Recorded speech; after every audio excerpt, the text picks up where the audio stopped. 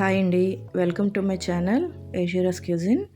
ఈరోజు గుత్తి వంకాయ కూరని ఈజీగా త్వరగా ఎలా తయారు చేసుకోవాలో చూపిస్తానండి. చాలా డెలిషియస్గా ఉంటుంది. మీరు కూడా ఒకసారి ట్రై చేయండి. ఈ కర్రీ ప్రిపేర్ చేసుకోవటం కోసం ముందుగా ఒక 1/2 కేజీ ఇలా లేతగా ఉండే చిన్న వంకాయలు అయితే గుత్తి వంకాయ కూరకి చాలా బాగుంటుందండి. కర్రీ ఇలాంటి వంకాయలతో మనం ప్రిపేర్ చేసుకుంటే టేస్ట్ అనేది చాలా బాగుంటుంది. సో దీనికోసం ముందుగా వంకాయల్ని శుభ్రం చేసుకొని ఇలా వంకాయల్ని 4 వైపులా కూడా ఘాట్లు పెట్టుకోవాలండి.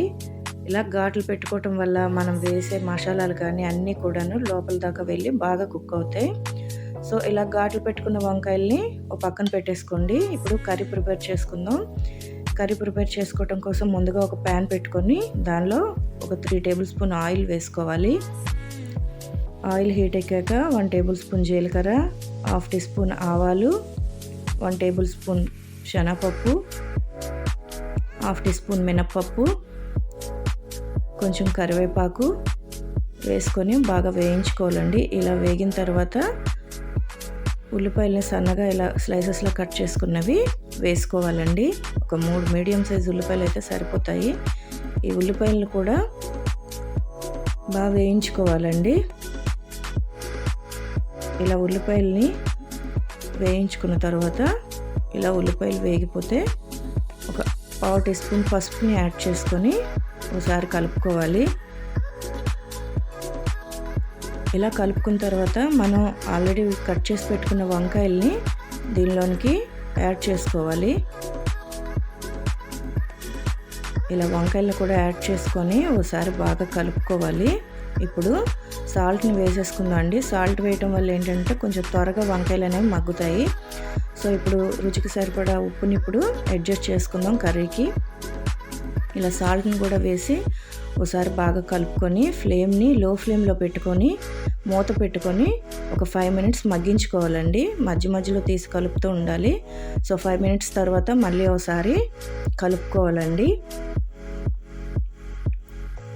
ఇలా ఒకసారి మళ్ళీ కలుపుకొని మళ్ళీ మూత పెట్టుకొని ఒక 5 మినిట్స్ మగ్గించుకోవాలి. ఇప్పుడు ఒక 5 మినిట్స్ తర్వాత మళ్ళీ మూత తీసి కలుపుకోవాలండి.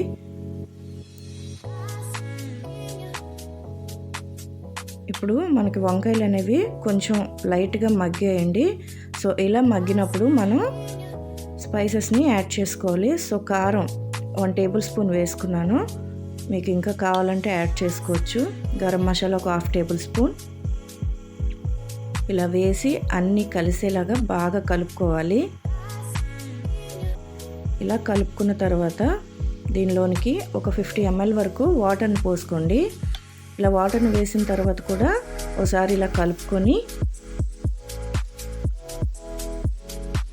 మూత పెట్టి ఒక 5 మినిట్స్ ఉడికించుకోవాలి. ఒక 5 మినిట్స్ తర్వాత అల్లం వెల్లుల్లి పేస్ట్ని 1 టేబుల్ స్పూన్ వేసుకోవాలి. 1 టేబుల్ స్పూన్ అల్లం వెల్లుల్లి పేస్ట్ వేసుకొని అది కూడా బాగా కలిసేలాగా వేయించుకొని ఇలా కలిపేసుకోవాలండి. ఇలా కలుపుకొని లో ఫ్లేమ్లో మాత్రమే పెట్టుకొని వండుకోవాలండి.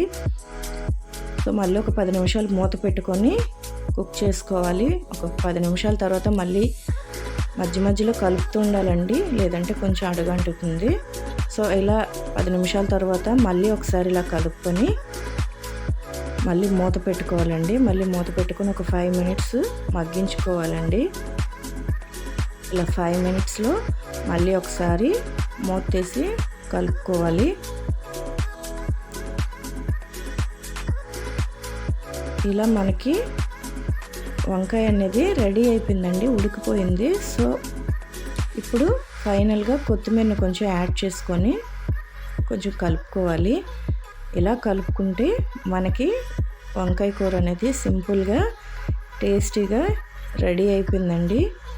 సో ఈ వంకాయ కూరని రైస్లోకి చపాతీలోకి కూడా చాలా బాగుంటుందండి. మీకు నచ్చితే మీరు కూడా ఇలా ఒకసారి ట్రై చేయండి. మనకు మసాలాలు చేసుకొని వేసే టైం లేనప్పుడు ఇలా ఒకసారి ట్రై చేయండి. టేస్ట్ అయితే చాలా బాగుంటుంది. సింపుల్గా కూడా అయిపోతుందండి. మీకు కూడా ఈ వీడియో నచ్చితే కనుక లైక్ చేయండి, షేర్ చేయండి, నా ఛానల్ని సబ్స్క్రైబ్ చేసుకోండి. Thank you for watching.